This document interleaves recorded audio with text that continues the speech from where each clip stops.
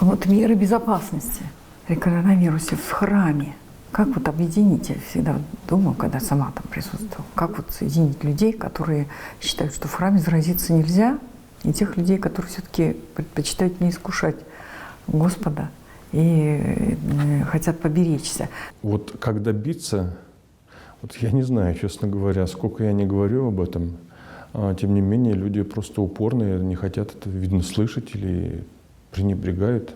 Я ему говорю, что вам недостаточно, сколько священников у нас переболело. Переболело, были на краю буквально, вот-вот, при смерти.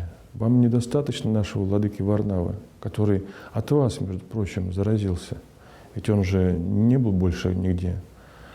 Ну вот, наверное, кто-то не понимает. А ведь вы правильно сказали, не искушай Господа Бога твоего. С этим детским и незрелым сознанием необходимо уже заканчивать. Вот когда возникло вот это поветрие, эта болезнь, многие из нас отнеслись к поветрию этому, скажем, легкомысленно, что ли, опять. Не стали слушать врачей. Многие из нас до сих пор думают, что коронавирус придуман и так далее.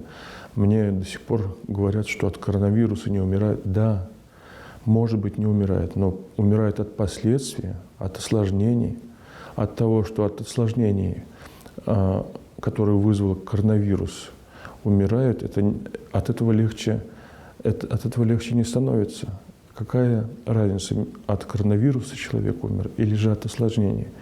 Зато сколько мы людей сейчас потеряли, близких нам людей, которые ушли просто из-за того, что, может быть, окружающие нас люди относились, как бы сказать, очень поверхностно к этому. Если ты даже не заботишься о своем здоровье, то имей просто обычную ответственность перед людьми.